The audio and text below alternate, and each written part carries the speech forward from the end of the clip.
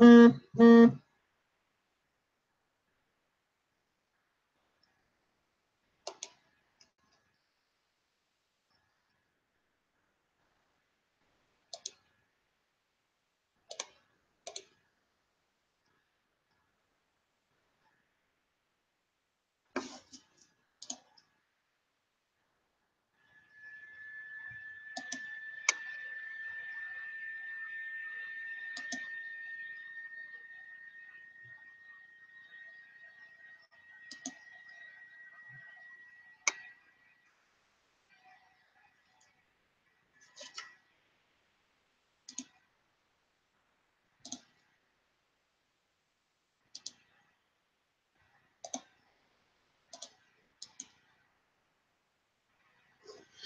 morning, good afternoon, good evening. Welcome to BWTM Sports. If you're first time watching us, thank you for watching. And if you're a regular, thanks for joining us. The subject, Arsenal transfer window 2017. The summer transfer window has now shut. And Arsenal, patiently waiting our fans to see what exactly the man at the helm, the creme de la creme, the man that everyone, well, not everyone, has divided opinion in North London. Should he stay or should he go? I said he should have gone since last summer after he won the FA Cup. There are people out there that believe Arsene Wenger should still be at the club. Well, if you remember my last rant, I spoke about Arsenal Football Club being an academy. Yes, they have an academy at the club, but the actual mains team, the mainstay of Arsenal, the one that really makes the money, is no more than a glorified academy. Yet again, Arsenal have got a player in his prime and said, no, thank you. You can go and play somewhere else. That one player, Oxlade-Chamberlain, refused to play at Chelsea. Smart man. I would refuse to play at Chelsea as well. But where does he go? He goes to Liverpool. And what just happened to us? Weekend just gone. We got trounced 4-0 by Liverpool. So the team that just smashed you out of sight 4-0, the fact that they smashed you out of sight 4-0 proves that they're actually a pretty decent side, a pretty strong side. So what do you decide to do? I know what. Bright spark idea. I'll let them go. I'll let them go to Liverpool instead. Okay. You keep Theo Walcott, but you sell Oxlade-Chamberlain. Okay, fine. Let me get started on this. Don't let me get started on this. Okay, so Peter Powell says that Oxlade-Chamberlain's overrated. He also says that he's injury prone. That may be the case. I just wonder, leaving Arsenal Football Ground and going to Liverpool, who obviously want to go and win things, that want to bring the best players to the club and want to actually win the Premiership and have actually won the Champions League, whether Chamberlain is going to fit in better there at a high achieving club, which would force him to improve his game much more so. I wonder. But okay, let's look at he's better than Ozil, says Troops. That actually is not saying very much at the moment. Okay, so let's look at the fantastic work that Arsene has done. Let's see the wonderful transfers we've been brought in that's gone out the club first. So for 7 million, Gibbs has gone. 3, Glenn Kamara. Mallon is undisclosed. Chamberlain went for 40 million. Paulisto went for undisclosed fee. And the goalkeeper went for 10.4 million. Now, I don't mind the keeper going for 10.4 million. When you've got Petr Cech in goal, who's well past his best, staying in goal, and you've got a younger keeper, a younger keeper that could be coming into his prime, being sold. Well, I don't understand that. We sell a keeper, and we've got this other keeper here in Cech that's over the hill, in my opinion. Okay, so we're bringing a striker, and we're bringing a left back. That was more towards the beginning of the summer and the transfer window in Alexandra and Said. Okay, fine. Now let's talk about this Thomas Lemar situation just for a second. Just for a second.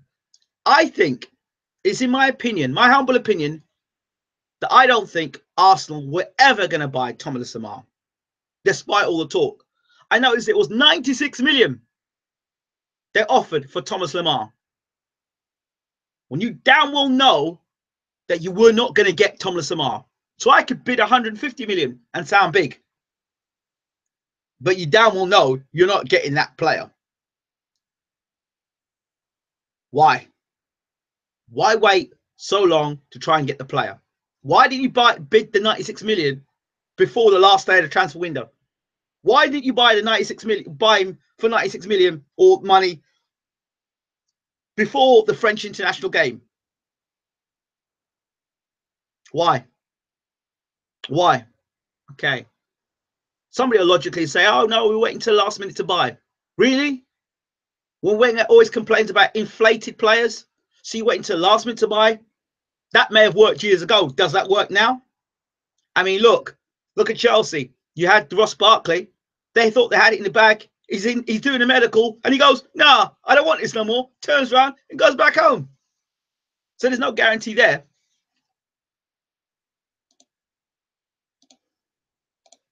So my question is this. So it looks to me, I know there's been a lot of talk about Reece Nelson being brought in as a kind of replacement for Chamberlain in the youth system, and that works well in Football Manager. Well, that works in real life, I don't know. But we could say Arsene's waiting till the winter. He's waiting till the winter to bring in reinforcements. Okay. Remember that time when we were in the winter where we were doing so well in the league? And then we left it to Arsene to bring in a top player. What did he do during the winter? Who did he bring in? Kim Kallstrom. And how many games did Kim Kallstrom play for Arsenal? Didn't he get injured about bloody a week into after him getting bought? Kim Kallstrom. Okay. All right. Okay.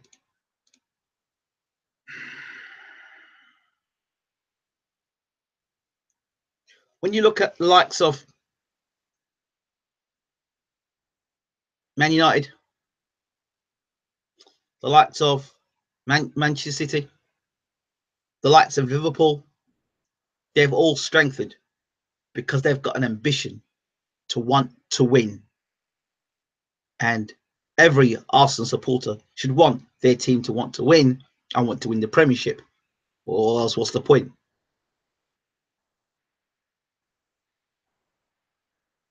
And let's talk about the Alexis Sanchez saga.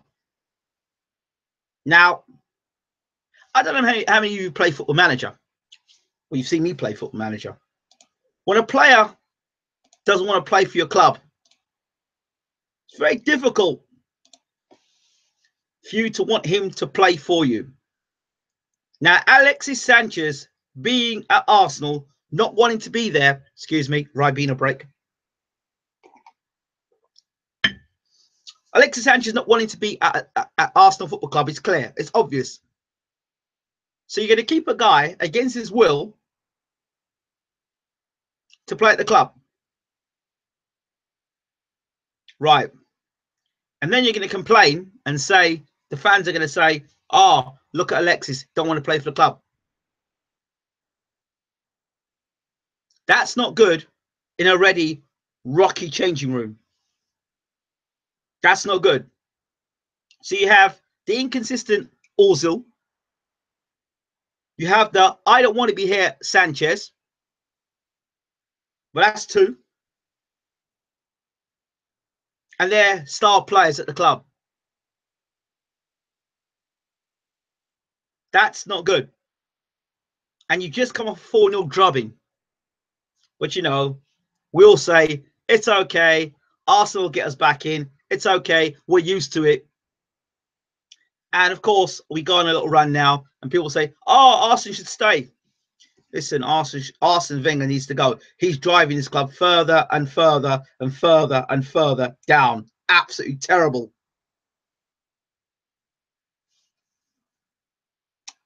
Peter Powell says, also does nothing. Peter Powell says, troops, you're a fellow Toon fan. Ingram thinks his transfer window has been bad. Was terrible, awful. Stands and stares, always looked like he's been playing for a week straight. Yep, Toon's sad and blind. So, for me, Arsenal have had a very bad transfer window. Now, we could wait until Christmas. But based on Wenger's previous history in winter windows, I don't think he's going to buy anybody during the winter. And if he does, it's going to be panic buy, I think, again. Because if he didn't do it in the summer, then... See, you tell me there were no other players apart from Lamar he could have bought. We needed another goalkeeper, a top goalkeeper. Where was our top class goalkeeper? Okay. Where was our quality centre-back? One good thing is Mustafi didn't leave. That was one good thing. Mustafi didn't leave.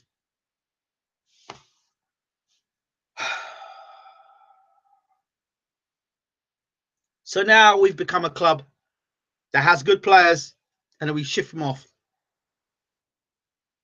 So there are opportunities. On the positive side, there are opportunities for young players that come in now to the Arsenal side and play well. Reece Nelson being one of those players. There are also other opportunities for other players now to establish their name. Now, the space on the right-hand side now, you've got the likes of Welbeck to come back into the side. You know, but Welbeck's another problem. You know, Welbeck can be through and goal and he'll hit the post or the ball go wide. You've still got Oliver Giroud at the club, who was rumoured to be on his way out to West Ham. You've got Mustafi, who's rumoured to be out on his way to Milan. So those players were rumoured to be going places and they didn't leave. And you can't honestly say at the moment Arsenal Football Club is a place of stability. Well, the only stability is there is comfortability. Comfortable in doing the same old crap all the time. Wenger's not going to change his tactics. He's not going to change the way he operates. It's clear. So come the Christmas, Arsenal better hope upon hope, and Arsenal supporters of Wenger better hope that by Christmas time that the team are not near the relegation zone. Are the team strong enough? If Ozil and Alexis decide not to play for Arsenal, if Giroud says, I don't want to be here, I'd rather be at West Ham. If Mustafi says, you know what, why am I here? This team has no ambition anyway. These guys don't perform for Arsenal. What will happen to the team? And then you've got Czech, who's not only out of form, who's over the hill. That doesn't bode well. Maybe I'm talking a whole load of crap here. Maybe. But it's not good. Like I've said, Arsene Wenger and his academy strike again. Poor transfer window. The whole point of the transfer window is to strengthen your side. He didn't do that. Yes, he brought Lacazette in, he brought Said in, yes, and out of the club has gone Gibbs at left back. But I don't understand, for the life of me, why Theo Walcott is still in the side. I don't get it. I think that Chamberlain's a better player than Walcott, personally.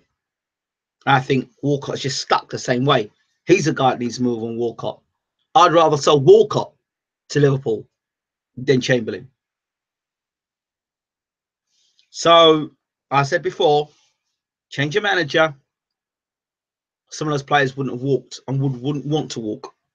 But hey, those are my thoughts. As an Arsenal supporter, it's embarrassing.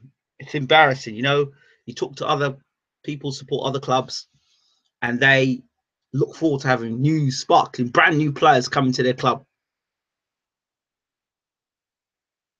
Exciting times for Liverpool. Exciting times for Manchester United.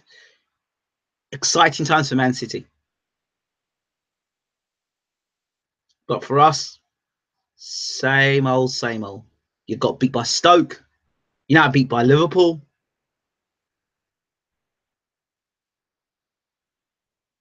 It's not good. Right, that's it from me. In terms of the transfer market and Arsenal Football Club, not good. And you can rant all you want about Wenger out and saying, well, Wenger shouldn't leave the club. I'm not sure. I don't know. These Wenger out, these Wenger in crowd. I'd like to know what you think. You think your man Arsene Wenger has done a good job? I don't. I think he's done a terrible job. He should have been out since the FA Cup. That'd have been a nice time for him to leave.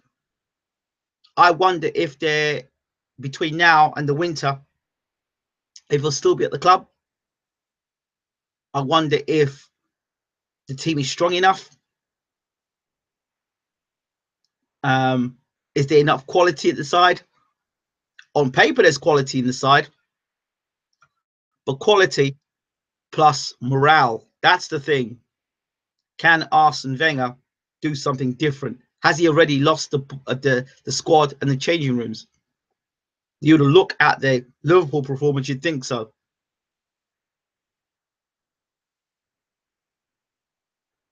I don't know what else to think. But I've just given up watching Arsenal in that sense. Because, oh, you're not a real fan, but it's sad. It's just sad. I just listen to hear the result afterwards. And then afterwards, I'll go and watch the game on the highlights, or I might watch a full game afterwards. I didn't watch Arsenal at the moment. I'd rather be football manager and do that. It's just demoralising. Absolutely demoralising.